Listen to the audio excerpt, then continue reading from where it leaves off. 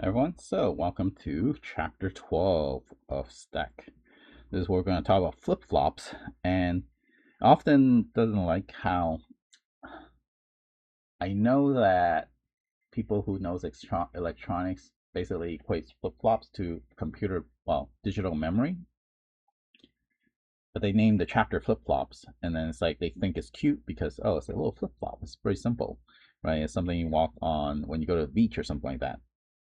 But the flip-flop is extremely important. And I think when I took this class, I didn't realize this was basically everywhere. Most of silicons these days are made into flip-flops, especially since we're using SSDs, the solid state drives. And these are basically made of a bunch of little flip-flops. Okay, so what is a flip-flop? Okay, the first one we're going to look at is going to be the SR flip-flop, the set reset flip-flop. Okay, and it's made of two NOR gates. So this is, NOR, right? Okay. So this is a funny little circuit because what we've done is we connected the output, right, Q, to the input. That seems confusing, right? And I think when I took this class, I was confused by this. It's like, I'm not going to understand this, so just let me know what to do on the homework so I can pass it, right? So this is a funny little device, okay, where the input depends on the output, and therefore the output depends on the input. But you should think about that in terms that there is some propagation delay between things.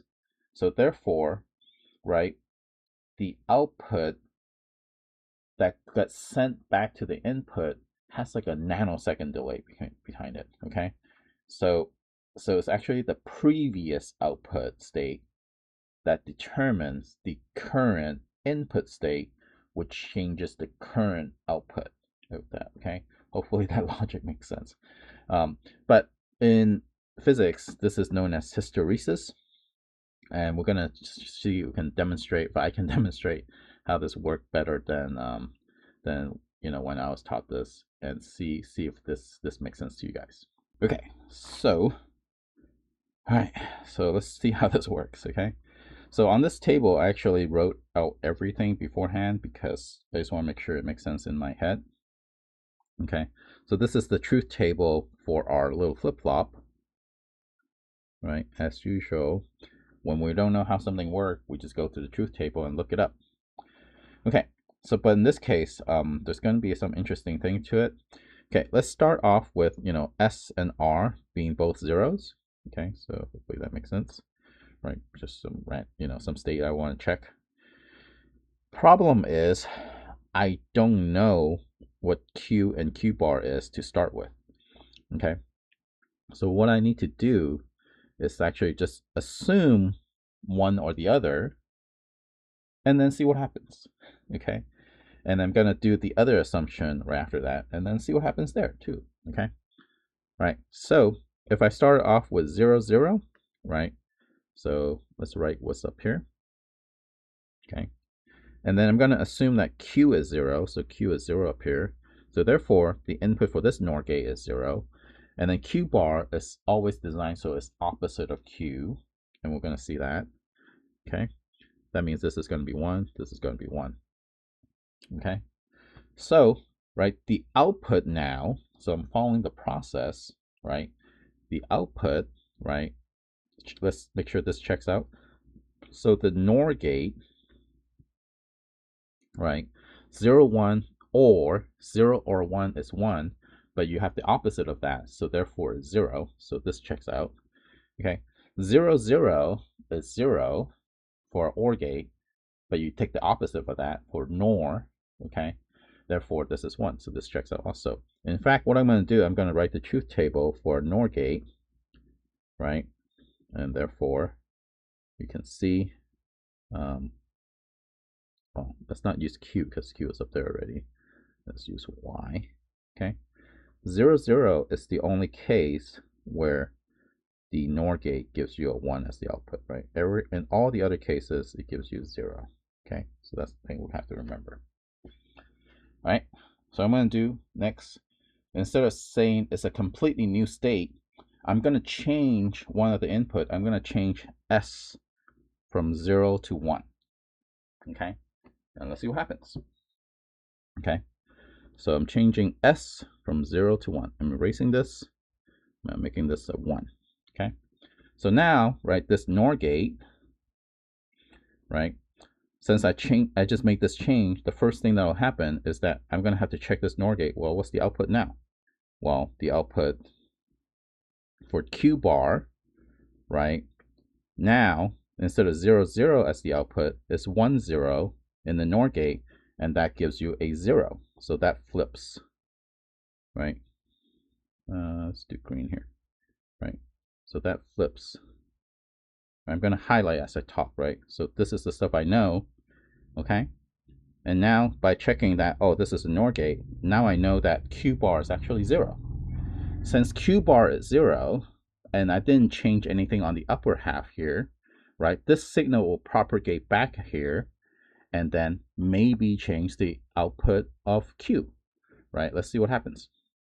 Okay, now this output comes back here. Instead of 0, 1, this gets changed to 0. Now this gets changed to 0 also, right? Now you have 0, 0 as the input for this NOR gate, and this changes to 1.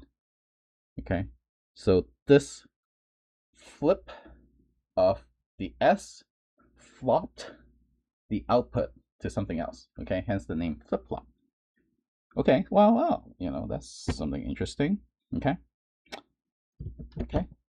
now let's see what happens if I flip the S back to 0. It's like, well, wouldn't it be like whatever it was before? Well, I mean, I guess I gave you the answer. I gave the answer way down here. But let's see the logic of that. Okay, now I'm going to flip once again. Okay, the 1 to 0. Okay, so I'm going to erase this, make that a 0. If I can write. Okay, R is still 0. I haven't touched anything with 0, right? All right, so let's see what happens. Okay, so, right, so I check that, well, S and R is going to be both 0. Okay, now that I flip this, right, it changes the behavior, the output of this NOR gate, right? So it changes that from 0 back to 1. Okay, yeah, 0, 0. Wait, sorry. 1 second. I didn't do one thing at the end, at the last step. Remember when we changed this to 1, I didn't propagate it down here, right? So this actually is 1. Okay, I probably shouldn't actually write that. Okay, but that's fine. Okay. So sorry, back 2 steps, right? So because when the output of this NOR gate on the previous step happened, right, Q actually flipped back to 1, right? Flip to 1. Okay, sorry about that. Hopefully that's not too confusing. So now I'm going to start again, right? Where I'm changing this from a 0 to a 1, 1 to a 0. Okay, and now I have to check, oh, what's the new output for this NOR gate? Okay, so now I'm at this step where the S and the 0, S and R is both 0 because I just changed S back to 0.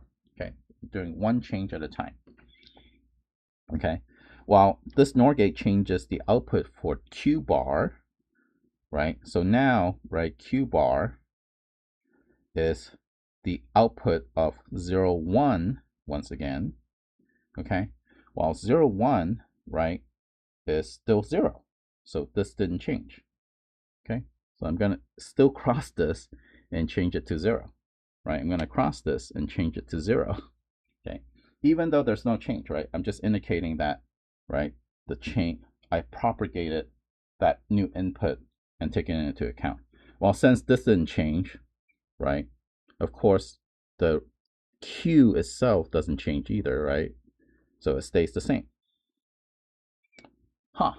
So somehow, right, when I flipped the switch the first time, it changed the output, but when I did it the second time, it doesn't do that. And I'm going to have you guys check that. Oh, if you flip it up and down, you can do this as many times as you want. the output just stays as Q being equal to 1, Q bar being equal to 0. Okay? Right? So you may say, well, that works when, when you start at Q equal to 0. But what if Q is actually 1 to start with? Let's see what happens. Okay? So when Q is equal to 1, I'm going to erase all this. I'm going to keep using this diagram over and over and over again. Right? Now we have a new starting point. Okay? Right? We're starting with 0, 0 again.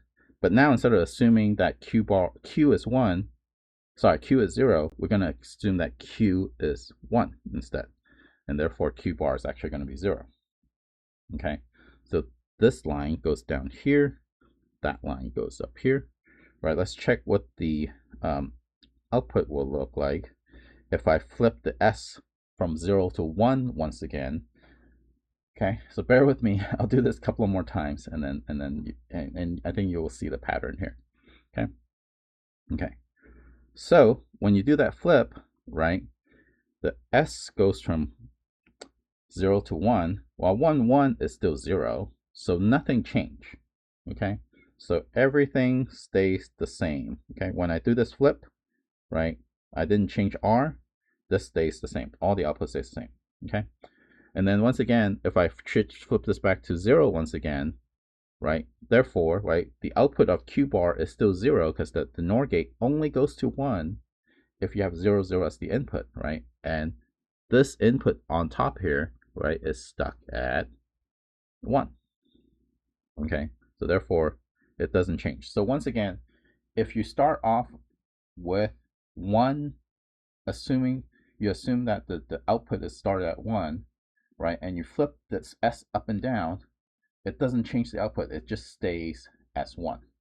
Okay, so hopefully that now you're thinking, oh, like, wait, so somehow, right, I'm able to force a particular output to be always 1 all the time. Okay, and I'm going to see that, oh, how do you store 0 then, right? Okay, so what I'm going to do is do one more thing. Okay, is to show you how we can reset this state. Okay, reset the state, meaning, oh, I don't want that output to be stuck at 1 anymore. I want to be able to change it to something else. Okay, so this is where the flip-flop happens. Another part of this. Okay. Okay, so to start with, instead of starting with 0, 0, S equal to 0, R equals 0, this, in the beginning, you should think about this as, oh, the set key is set to 0, and the reset key is set to 0. Okay, that means reset is false. You cannot reset this thing. What I'm going to do is I'm going to start with set equal to 0, reset equals to 1. So now reset is enabled. Okay, right? I'm going to once again assume that we're going to start with assume 0 again, just to start with. Okay, so what happened is that if I flip the set from 0 to 1, okay, so that's this step down here, right? All right. In this case, what I'm going to do is I'm going to flip-flop, meaning I'm going to switch the two states, meaning that if I change S to 1, I'm going to change R to 0. Okay. Okay. And it's going to be important, and I'll tell you why we cannot have 1, 1 as S and R. Okay. I'm going to show you this in this table right after this. Okay. Because that's going to be a undefined state. Okay. So let's do that. Okay. So I'm going to erase all this stuff. Right. So I started off. I can zoom out. I started off, right, with 0, 1. Okay, and I was assuming 0, 1 here. That means the 1 goes up here, the 0 goes down here. Right, that makes sense, right? 0, 0 gives you a high, 1, 1 gives you a low. Okay, all right. And then what I did is I changed this to 1, and then I changed this to 0 at the same flip of a switch. Okay. Okay, all right. So now, right, what happened is that instead of, since I changed this S, right, I have this NOR gate is going to change. The output of this NOR gate is going to change. So instead of 0, 0, it has 1, 0 as the output. So this actually flipped to 0. And this propagates back here, within a few, less than a nanosecond, goes to 0. And now you have 0, 0 as the input to this NOR gate, and this flips to 1. Notice that, right, when I'm doing a flip between S and R, it always changes the output, okay? So it changes the output, okay? Let's do one more flip.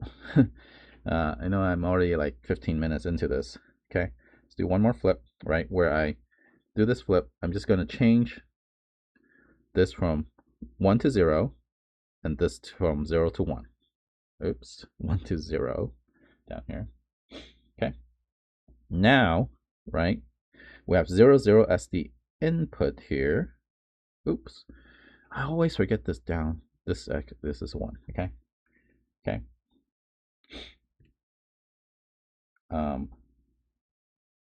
Let's see. Should this be right?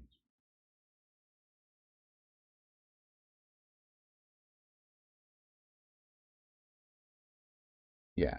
So I'm gonna, this output here should be 0. Did I do that wrong? Yeah, I flipped this from 1 to 0, and that to 0 to 1. Okay. So what happened is that when you do this, okay, I'm gonna do this right, okay? Okay.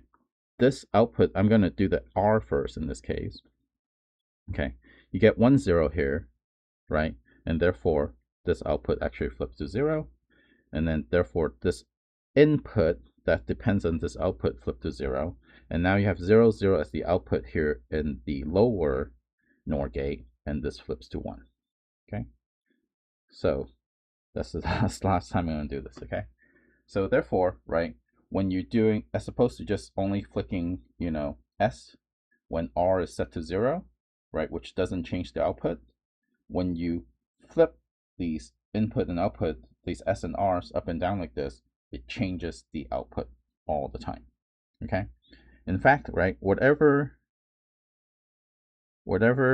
S is, Q is always at the same state, right? If it's 1, then it's 1. If it's 0, it is 0. Okay, so whatever S is, S is, Q follows what it is when you do a flip flop. Okay, as opposed to just a flip without the flop. Okay, so let me describe why we cannot have both of the input as both high. Okay, instead of going up and down, I'm just going to redraw this circuit. It's pretty simple. So this is a NOR gate, right? Let's see. Right, this is Q, this is R. Let's draw the second NOR gate. This is Q bar, right? This is S. Okay, so let's see what happens if we try to make both S and R to be the same. Okay, right, so let's start off at S equal to 0, R equals to 1. Okay, and let's assume that Q is equal to 0 to start with. Okay, okay. If I switch S from 0 to 1, now both S and R are both 1s. Okay, so this is 1. Okay, and this propagates down as 0. This propagates up as 1. Okay, while 1, 0 is going to change to 0, right? Okay, and that propagates back here. That changes this 1 to 0, and now it's 1, 0. Okay, now, right, both of these, right, 1, 0 on the NOR gate is still 0. So both your Q and Q bar is both 0, which is going to cause a logical error. Okay, because the Q and Q bar are designed to be opposite of each other. Okay, and you never want to be in the state where you have both set and reset and both high. It's okay for them to be both low, or one to be high, or the other to be high, but never both to be high at the same time. Okay, so that's why you never want to make both S and R both high at the same time in an SR flip flop. Okay, we're gonna have the NAND version of this, which the opposite will be true, and I'll show you that in a second. Okay, so okay, at the end here, hopefully I didn't mess up the explanation too badly. The behavior of this circuit is that, right, whenever the reset key, the reset input is at 0, both Q and Q bar cannot change based by toggling S. Okay, this is the remember state. Okay, but if you flip-flop both R and S at the same time, whatever S is, it basically, remember, it changes Q to be that. So whenever you do a flip-flop, okay, it changes the memory. Okay, you don't remember the previous one, you just remember the new thing, okay, in the future. Okay, right. And the other rule is that S and R both cannot be high. Okay, this will make Q and Q bar the same, which is not allowed, which will cause a logical error in your circuit. Okay. All right. So what I'm going to do is I'm going to have you guys do the NAND gate version of it, because I did the logic for NOR gates. Okay, and you're going to see everything works about the same way, but the difference is that, right, instead of R and S, you should think about these inputs as S bar and R bar. Okay, remember the bar means opposites, so that means if R bar is 0, R is actually 1. So therefore, right, when the reset bar is at 1, that's when you cannot change the memory. Okay, because reset equals to 1, well, reset bar equals to 1 means reset itself is 0. Okay, and therefore you cannot change the memory by toggling S bar. Okay, and then but the same behavior happens when you do the flip-flopping. Okay, what happened is that instead of the Q being S, it actually is equivalent to opposite of S, or equivalently saying S bar. Okay, and then once again, S bar and R bar cannot both be low this time, because they're always going to be opposite, and therefore make Q and Q bar equal to each other, which is not allowed. Okay, so that's the basic of flip-flops. So it's something that's kind of remembering things, but how do you control how this memory works, right? Okay, and this is where we're going to have these things called clock flip-flops. And memory without the clock used to be the thing to make, because what happened is that clock flip-flop actually takes twice as many gates, and people didn't think it was worth it back then, until 1992, when this thing called synchronous dynamic RAM got introduced. Okay, so how does a clock flip-flop work? Okay, and why do we need it? So what I'm going to do is I'm going to draw this thing called a timing diagram. And I'm going to show you more of this on the next lecture and also in the lab. Okay, what a timing diagram draws, okay, is you have time on the horizontal axis, probably maybe usually in nanoseconds, and you have the state of, either high or low, okay, on your S, on your R. And the reason why we needed this is that when you do these flip-flopping, what happened is that, let's say, right, you have some information in 1 bit of information, okay, and let's say it started off at 0. So this is whatever. Let's go back to whatever, to the diagram with the NOR gates, because you don't have to do the double logic flip in that case, right? S, and then this goes to here, and then you have R up here. Okay, and this is the bar. Okay, so let's say, right, we start off with both R and S at 0. Okay, so R, and then green is S, sorry, blue is S, and then green is Q, and then we already know what Q bar is. It's going to be opposite of that, so we don't have to draw that. Okay, so both of these are low right now. Okay, and I think we started off assuming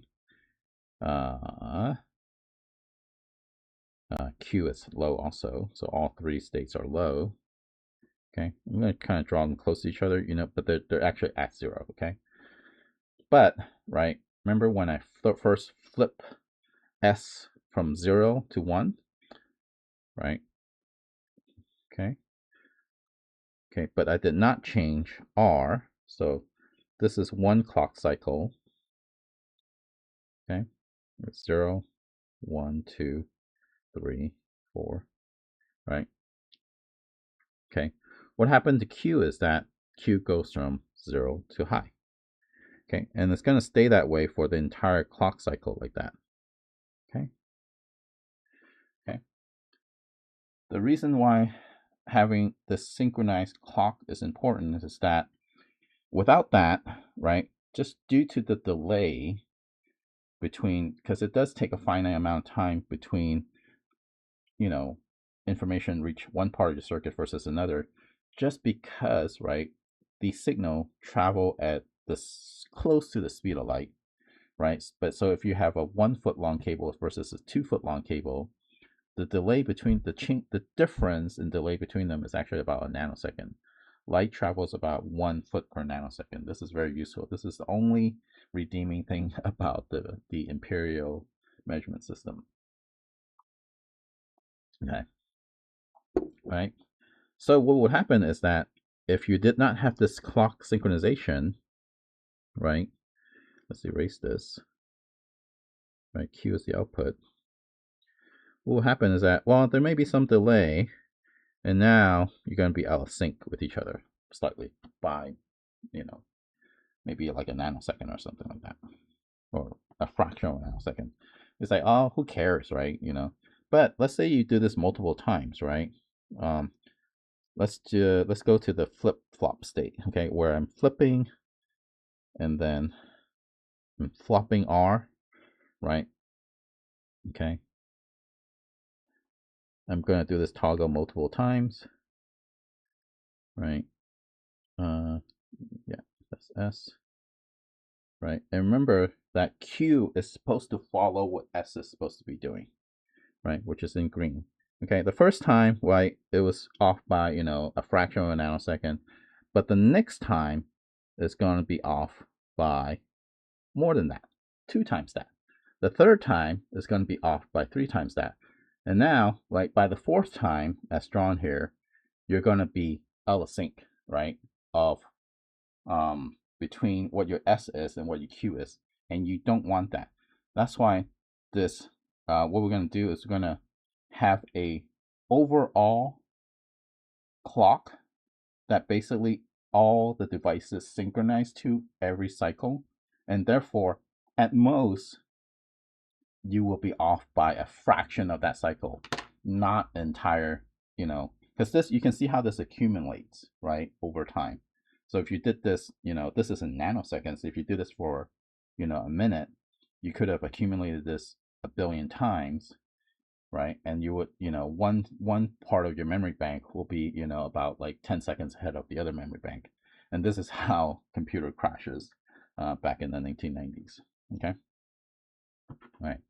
So this is where we're going to have synchronous dynamic, clock flip-flop, or equivalently, basically the basic technology behind synchronous dynamic RAM. Okay. It does cost you double the number of gates. Okay.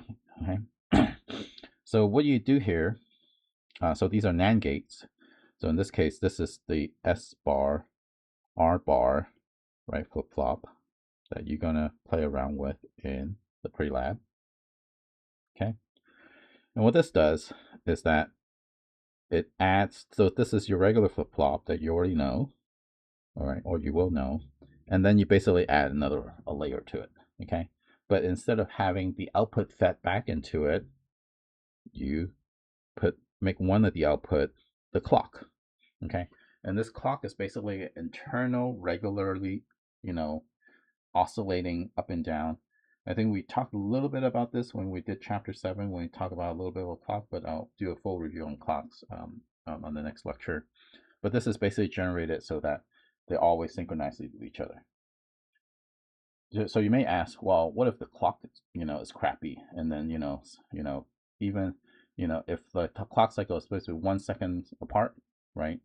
The period is 1 second or 1 hertz clock. What if the clock is 1.5 seconds, right? What if your clock doesn't work very well? But as long as everything's synchronized with each other, it doesn't matter what that clock is doing, right? Right. The only thing you care about up here is that, memory bank A and memory bank B are synchronized with each other. You don't care about actually how fast and slow they're doing. Well, of course you want them to be faster and faster, but the synchronization is the thing that prevents it from crashing. So this is where a synchronous dynamic flip-flop comes in. Okay, so let's see how this works. This is the truth table. I'm going to go through a couple of lines just so to bear with me. I know I'm at 30 minutes already. Almost done, basically. Okay. All right, so, what happened is that, so let's say you start off with S and R equal to 0 once again, which is actually bad state, but that's fine. Okay, so let's start off, actually, let's not do this at all. Okay, let's do this here. Okay, so let's say S is 1, R is 1, S is 0, R is 1, right? And then this S prime, this R prime, S prime is basically the input for the second set of NAND gates. So this is the first, this is the second. Okay, so the second set of NAND gate is actually your real flip-flop, right? Not your clock frame. Okay. So what happened is that, well, if I do a flip-flop from 0 to 1, okay, remember when I do a flip-flop between S and R, I always change both states. Okay, so what happened is that the output of R prime, right, goes from this R bar here, this output of this first NAND gate goes to 0, and then the S bar, right, goes to 1. And then when you have, in this case, this will actually, if the clock is high, right, the signal will be allowed through. But if the clock is low, right, since it's a NAND gate, right, when the clock is low, right, that's S and R signal actually does not propagate through from S to S bar or R to R bar.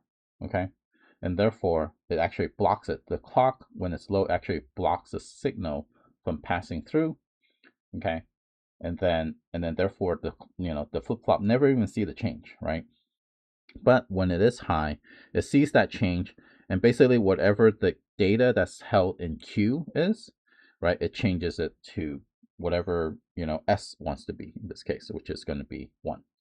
Okay, and this is how basically your clock flip-flop works, where the state change only happens when the clock cycle goes from low is at high. Okay, in reality, what we're gonna be doing in the coding is that we're going to be looking at positive edge, meaning when the clock goes from low to high, or negative edge, or in other words, the clock goes from high to low. We're going to see that point in a second here. Okay, a little low on time. Okay, all right. So with this implementation of the clock, right, and as I noted, right, S and R should always be opposite of each other anyway. Okay, right? By having this extra layer of the clock, right, now you don't have to worry about the S bar equal to 0, R bar equal to 0 state, right? And therefore, you always want to make S and R opposite of each other anyway. So the next thing you do is basically to add a NOT between the S and the R inputs, okay?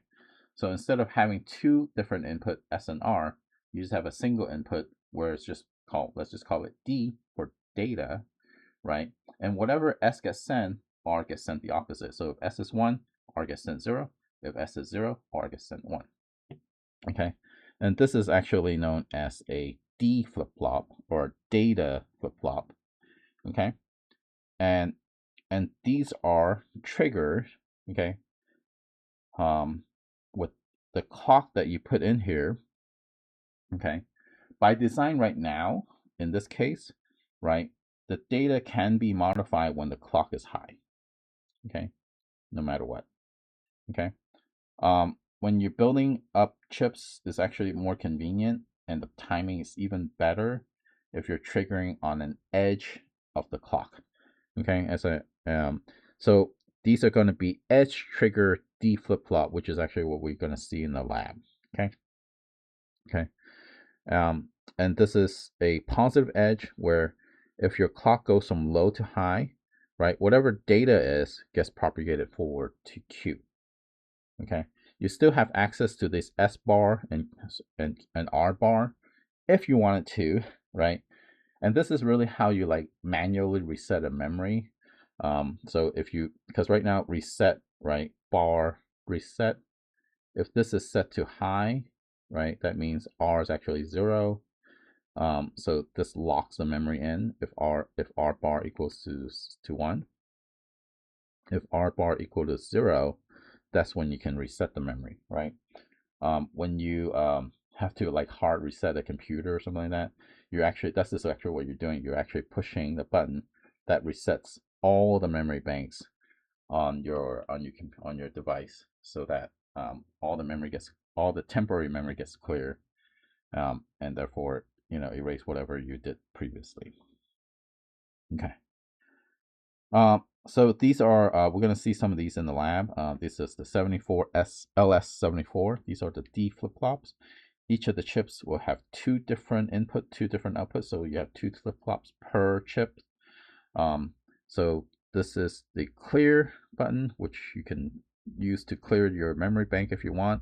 Well, it's actually a clear bar, right? You want to actually set that to 0 if you want to clear things. So normally you actually want to set that to high. Okay. This is your D input that goes to here, right? The clock input, which you can use a function generator to generate, goes in here, right? And the output goes here. And if you want opposite the output, you can also get it from up here, okay? So the left side is one of the bits, the right-hand side is the other bit, and you can power it with a single VCC power device, 5 volt, the constant voltage. All right, so just want to wrap things up. So in Verilog and in more complicated design, these flip-flops are actually going to be called registers. Okay, you can actually see this in the spec sheet. So the device we're going to use for the FPGA is this Arctic 7 FPGA, which has 8 flip-flop per slice, and it has like about 5,000 slices. So it actually has about, you can actually hold about 40,000 flip-flops. So you can hold, it's not a lot, okay? It's 4 kilobits of memory, which is not that much, okay? It's maybe like a small grainy picture, okay?